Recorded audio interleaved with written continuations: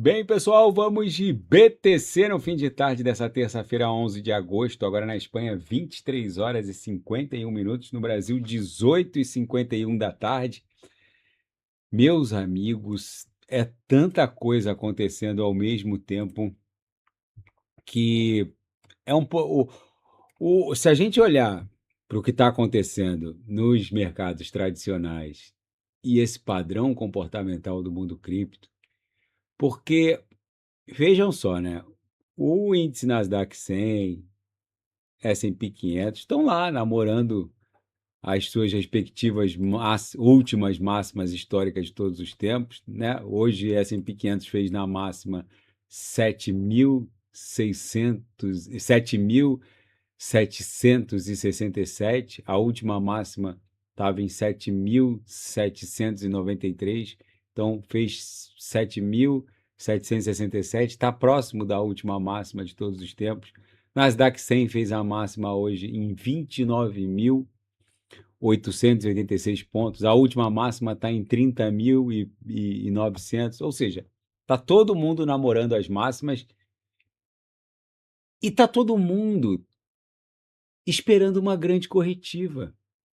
Por isso que o Bitcoin fica volátil. Por isso que se a gente olhar o Bitcoin num time frame menor, olha aqui, o Bitcoin está ameaçando agora migrar para a banda inferior da banda de VWAP mensal, agredindo aqui a LTA que está linkando todos esses fundos ascendentes, continua dando vigência a essa cunha, mas ficou volátil, fez a mínima hoje em 63.238. Vai voltar para VWAP mensal. E por que não vai cair? Porque o mundo TradeFi está tentando entender o tamanho dessa conta da inteligência artificial para continuar avançando e vai continuar avançando. Vocês não tenham dúvida nenhuma de que S&P 500 semana que vem vai para uma nova máxima histórica de todos os tempos. Nasdaq 100 vai explodir, vai reivindicar nessa pernada de escape essa amplitude aqui. Nasdaq 100 facilmente vai avançar para cima de 40 mil pontos. E por que o Bitcoin está dando uma oportunidade histórica, épica de entrada? Gente, vocês precisam entender o seguinte. Vou até falar dos fatos, porque não tem como dissociar o que está acontecendo no mundo dos fatos. Os gastos com hiperescaladores de inteligência artificial agora estão em território absolutamente desconhecido. Já é 3 vezes o boom das telecoms, da telecomunicação. O boom da telecom não foi tão longe quanto o boom da AI, e olha que a gente está só no começo, né? Quando essa reportagem aqui fala em território desconhecido, isso aqui não é força de expressão. Isso aqui é uma referência objetiva da reportagem. É a participação do CAPEX de inteligência artificial em relação ao PIB americano. É a participação do CAPEX de AI no PIB americano. Ele compara os grandes ciclos de infraestrutura na história dos Estados Unidos, ferrovias, rodovias, telecom e agora inteligência artificial. O boom ferroviário, que foi o CAPEX mais insano da história, bateu 2% do PIB. Telecom barra fibra ótica, né, que o americano teve que basicamente fazer cruzar todo aquele país continental com fibra ótica. A gente lançou fibra ótica de Massachusetts, passando pelo leito do Atlântico Norte até a Normandia, no litoral francês. O boom da telecom não bateu 1,4 bi, 1,4% o PIB dos Estados Unidos. O boom da telecom não chegou a 1,4% do PIB norte-americano. A construção da AI hoje, em agosto de 2027, em agosto de 2026, já bateu 2,4% o PIB americano. E até janeiro de 2027, só com os gastos já contratados, vai bater 3,1% o PIB norte-americano. Em algumas projeções, pode bater 3,5%. Isso é território desconhecido. Nunca uma única construção tecnológica absorveu e mobilizou tanto capital na história da economia norte-americana. E o mais impressionante não são esses dados do capex da AI em relação ao PIB americano. O mais interessante é a velocidade. O investimento em data centers saltou de 0,4% do PIB americano em 2023 e avançou para mais de 2% agora em agosto de 26 e está indo para mais de 3% a partir de janeiro de 27. Isso é uma aceleração ridiculamente brutal. Então, a expressão território desconhecido não é uma hipérbole jornalística ou de rede social. Território desconhecido é porque a gente está num território desconhecido. Quando a gente olha para a história econômica dos Estados Unidos da América, a gente não encontra um ciclo de infraestrutura comparável ao que está sendo projetado para a inteligência artificial. A inteligência artificial está superando olimpicamente o boom das ferrovias. As ferrovias foram grandiosas, sim, elas redesenharam dimensões continentais, redesenharam os Estados Unidos da América, comprimiram distâncias, criaram cidades numa velocidade absurda, abriram mercados, integraram, né, o oeste ao leste americano. Mas no pico das ferrovias, o boom ferroviário de 1870 a 1895 não avançou para cima de 2% do PIB, ficou ali em 2 e alguma coisa. Rodovias interestaduais, né? Também foi um grande boom de infraestrutura nos Estados Unidos, né? Não foi o Eisenhower que disse, né, que um país se constrói com escolas e estradas no pós-guerra americano. Ele criou a expressão, a civilização sobre o asfalto e permitiu que subúrbios, conexão de estados, logística moderna, com caminhões, construção em massa, levando insumos para cada bairro de subúrbio americano. Então, o boom das rodovias foi uma infraestrutura impressionante, mas ficou em 1% do PIB nos Estados Unidos. Então, quando essa reportagem fala em território desconhecido, a gente basicamente superou a, a infraestrutura que criou a espinha dorsal da internet moderna, né? Com cabos roteadores, fibra ótica transoceânica, enfim, tudo isso também não avançou para cima de um pouco mais de 2% do PIB. Só que agora vem a AI e se hoje, em agosto de 26, a gente já está acima de 2% do PIB e a partir de janeiro de 27 a gente vai avançar para acima de 3% do PIB, um economista da Apollo, o Slock, ele diz que a infraestrutura de hiperescaladores facilmente vai se aproximar de 4% do PIB norte-americano até o final de 2027, se nada interromper essa corrida maluca. Gente, isso aqui é algo não linear, é a maior mobilização de capital na história da humanidade. A expansão ferroviária é brincadeira, a expansão elétrica é brincadeira, a expansão rodoviária virou brincadeira. A gente está diante de algo que não só não tem precedente, mas promove uma alteração brutal na maneira como o capitalismo vai funcionar. Porque, parem para pensar, no boom ferroviário, as ferrovias transportavam cargas e pessoas. No boom rodoviário, as rodovias transportavam cargas e pessoas. No boom da telecom, a informação passou a ser transportada a um custo ridiculamente baixo, né? Hoje você pode estar lá no Polo Norte e é só conectar uma antena do Elon Musk e o WhatsApp da família começa a mandar um monte de bobagem. Então, a gente exponenciou o transporte de cargas e pessoas com ferrovias, rodovias. A gente exponenciou e reduziu a quase zero o transporte de informações, só que a AI, ela promete algo que sempre foi muito caro para a nossa espécie e sempre foi o insumo mais básico de toda a nossa evolução. A AI promete mecanizar a criação de decisão racional em escala. Vai mecanizar a nossa produção cognitiva em larga escala.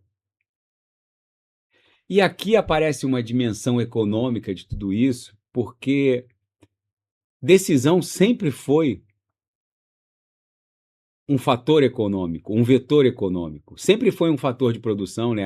Só que nunca aparecia explicitamente porque decisão estava sempre aprisionada dentro de uma consciência humana ou dentro de um, de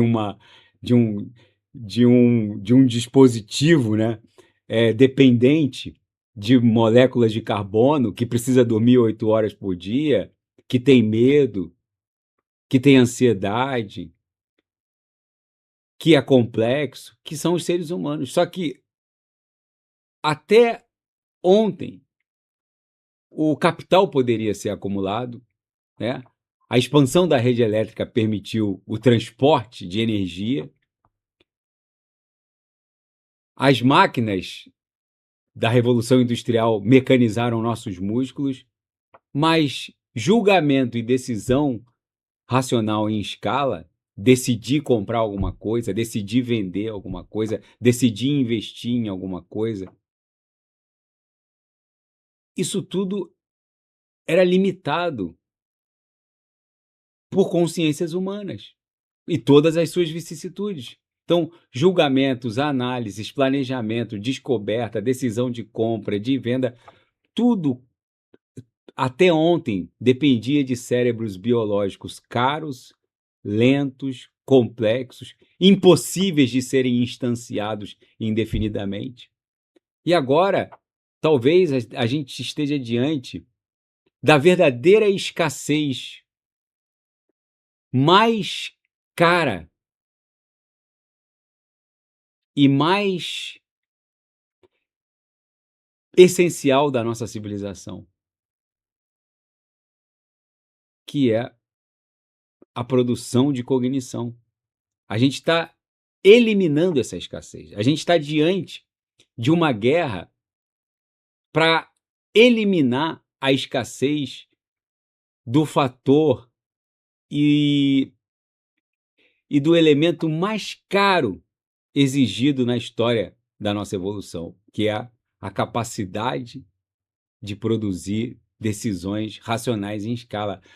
Porque as pessoas não estão percebendo que, ao contrário da Revolução Industrial e as máquinas da Revolução Industrial, que mecanizaram força muscular, a eletricidade, que ficou com a expansão da rede elétrica transportável, a revolução das telecoms, que fez o mundo ficar inundado de informações de todos os cantos, à torto e à direito, as pessoas não estão entendendo que uma empresa com AI consegue analisar mil oportunidades, conseguia analisar 1000 oportunidades ontem, só que a partir de amanhã vai conseguir analisar 1 bilhão, e a partir de 2027 vai conseguir analisar bilhões, trilhões de oportunidades. Um cientista que conseguia formular dezenas ou centenas de hipóteses, a partir de 2027 vai formular bilhões de hipóteses, vai comparar trilhões de formações moleculares. Então, há uma questão civilizacional aqui que as pessoas não estão entendendo. O que acontece quando uma espécie fica diante de um dos recursos mais escassos até então da sua história, e esse recurso deixa de ser escasso? O que acontece quando uma espécie que sempre encontrou limitação biológica na capacidade de tomar decisões racionais fica diante da extinção dessa escassez? Porque é uma ironia quase filosófica. Bilhões de anos de evolução produziram um cérebro suficientemente sofisticado para tomar decisões racionais. Esse cérebro foi capaz de domesticar plantas, e aí retirou aquela condição nômade da nossa espécie limitante. Domesticando plantas, a gente passou a ter capacidade de domesticar animais, porque a gente produziu alimentos em escala para nós e para os animais. Com isso, a gente conseguiu se organizar socialmente para promover uma outra revolução, que foi a Revolução Industrial. A gente conseguiu domesticar e transportar energia. A gente conseguiu, com tudo isso, domesticar o átomo. A gente conseguiu fazer a fissão nuclear. A gente está muito próximo agora com a AI da fusão nuclear. Só que domesticar e mecanizar a produção dessa inteligência que tornou possível todas as domesticações anteriores possíveis, isso não tem precedente. Agora, enxerguem a dimensão financeira disso tudo. Se essa reportagem diz que algo como 200 gigawatts de capacidade de inferência de hiperescaladores vão custar 8 trilhões de dólares, metade disso, segundo a lógica dessa reportagem, poderia vir do fluxo de caixa gerado pela própria AI. Só que a outra metade, invariavelmente, vai ter que vir de fora. Como? Com crédito, endividamento, securitização, como os bancos já estão fazendo, estruturas financeiras mais complexas, leasing de data center. Ou seja, a AI não está apenas consumindo muito dinheiro agora. Ela está criando uma fábrica de expansão de crédito. Por quê? Porque ela é muito cara e a monetização dela, que está atraindo e impondo toda essa expansão de crédito, financiamento, de dívida, ela, na verdade, a AI, ela está se transformando numa fábrica de geração de expansão de crédito, e aqui a gente precisa ser cirúrgico, porque quando esses bancos emprestam, eles estão criando dinheiro do nada, né? Porque o banco registra um ativo, um crédito a receber, cria um passivo, o depósito do tomador, e tudo isso está sendo feito com o aval dos reguladores. Então, é assim que o dinheiro moderno nasce em larga escala. Dessa maneira, e quando o sistema financeiro inteiro começa a financiar data centers, semicondutores, energia, linhas de transmissão, mais fibra ótica, mais resfriamento, mais infraestrutura de AI, a gente está vendo algo muito maior do que um simples investimento corporativo. A gente está vendo uma expansão do crédito ancorada numa promessa civilizacional. O futuro esperado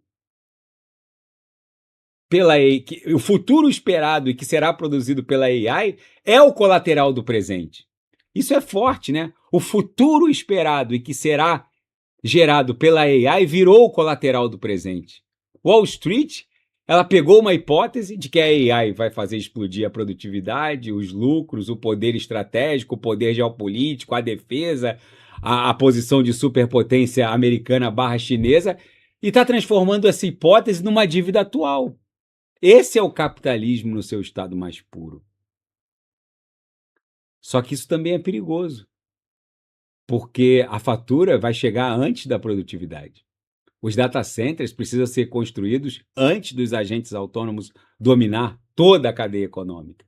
As GPUs precisam ser compradas agora, antes da receita de inferência compensar o custo. A dívida chega antes do milagre. Sempre foi assim. A nossa civilização nunca espera a prova completa para construir uma ponte. Quando ela está diante de um abismo e vê que dá para construir a ponte, a gente sempre constrói a ponte, mesmo com medo do abismo. Agora, o dado mais bizarro e desconcertante é que a construção da inteligência artificial já se transformou numa parte muito relevante da própria economia americana. Ou seja, a economia americana está ficando dependente do próprio canteiro de obras da AI. E a própria construção da inteligência artificial está sustentando a economia americana.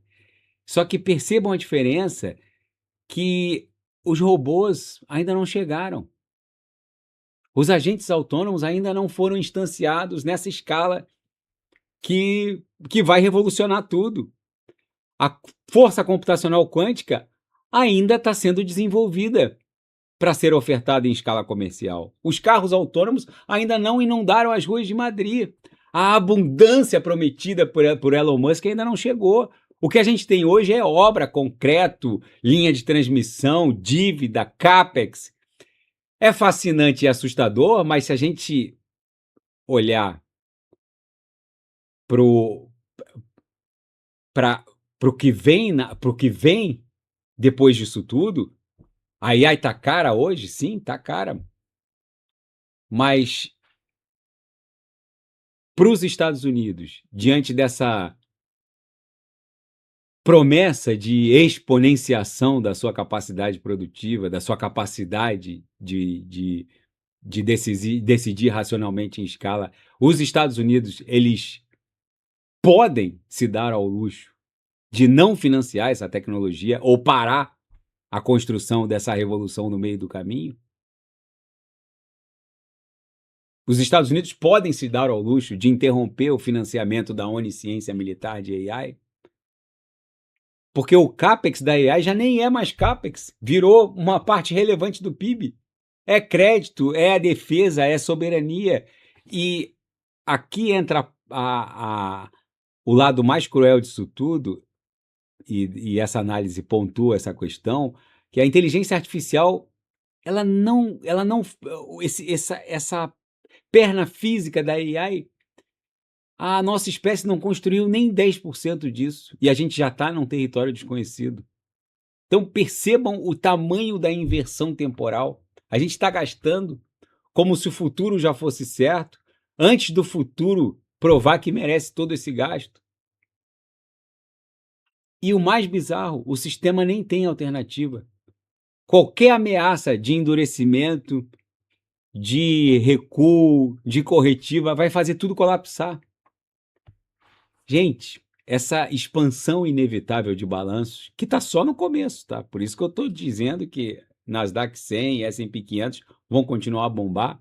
Essa expansão inevitável de balanços, não só de corporações, mas de balanços de bancos centrais, numa mobilização de capital que a gente nunca viu, por isso que a gente está em território desconhecido. Gente, entendam uma coisa, essa mega expansão da base monetária global vai cobrar a conta no market cap do Bitcoin. Porque o principal fator de expansão do market cap do Bitcoin é a expansão da base monetária global. O Bitcoin é o último a reagir, mas é o que historicamente entrega o maior beta. Quando o Bitcoin, a gente olhar daqui a alguns meses, Bitcoin a 250, 300 mil dólares, quando a gente olhar para esse gráfico, muitos vão dizer, Bitcoin subiu demais, foi especulação, foi excesso de liquidez. Mas essa liquidez, ela está surgindo porque ela está sendo convocada para construir uma infraestrutura civilizacional. Está sendo convocada pela energia que está faltando, está sendo convocada pelos semicondutores que estão faltando, está sendo convocada pela força computacional quântica que ainda não está comercialmente disponível, está sendo convocada pelos bots humanoides que eu não estou vendo andando na rua. E o mais bizarro é que tudo isso vai chegar. E quando tudo isso chegar, todas essas máquinas não foram feitas para esperar permissão humana para cada milissegundo e fazer circular riqueza líquida. Essa é a grande fratura. Um agente autônomo vai pagar por API, vai fazer hedge, vai mover stablecoins, vai liquidar colateral de forma programável, vai consultar e consumir oracles, vai executar contratos não permissionados humanos, vai fazer auditoria em tempo real e vai fazer tudo isso em trilhos que hoje parecem lixo, mas que são o gargalo de amanhã. O próximo gargalo, depois que a AI começar a dar sinais de saturação, o que pode acontecer daqui a 3, 4 anos, o próximo grande gargalo vai ser o sistema circulatório, a perna lógica da AI. Só que o mais bizarro disso tudo é que Esses agentes, quando eles começarem a ser instanciados em série, o que pode acontecer a partir de dezembro de 26 ou janeiro de 27, eles vão alterar a demanda por esses trilhos de forma bizarra. A AI vai muito longe ainda, mas a demanda pela perna lógica da AI pode começar daqui a um mês, daqui a 2 meses. Essa circulação de dados e riqueza líquida não pode depender de permissões humanas lentas, frágeis. Não pode depender de um app de Nubank. Precisa de uma infraestrutura programável, auditável, uma infraestrutura capaz de liquidar valor com a mesma naturalidade com que a informação anda pela internet. É aí que a Web3, é aí que a tecnologia blockchain deixa de ser uma narrativa e vira uma necessidade operacional. Quando bilhões, trilhões de agentes autônomos começarem a agir, eles vão precisar de dinheiro programável, nativo de rede, stablecoins, blockchain, oracles. O Bitcoin, num cenário desse, já será o barômetro da liquidez. E a Web3 vai ser o sistema vascular circulatório. E é por isso que as altcoins certas serão as artérias por onde dados, garantias e riqueza circularão. Por isso que eu digo e repito aqui no canal: quem não sabe o que comprar é só clicar no link abaixo, Gemas Altcoin Alert. Ali eu selecionei as melhores altcoins que vão performar nas próximas semanas e meses, quando a economia agêntica autônoma de AI deixar de operar e esperar por decisões humanas, vocês vão entender o que eu estou falando. As altcoins corretas serão as artérias por onde dados, garantias, colateral programável e riqueza programável vão circular. E vocês precisam estar posicionados antes, porque há uma clara miopia no que está acontecendo, porque quando todos tiverem certeza de que a economia agêntica vai precisar dessas infraestruturas, vocês já vão estar pagando mais de $2.000 numa Solana.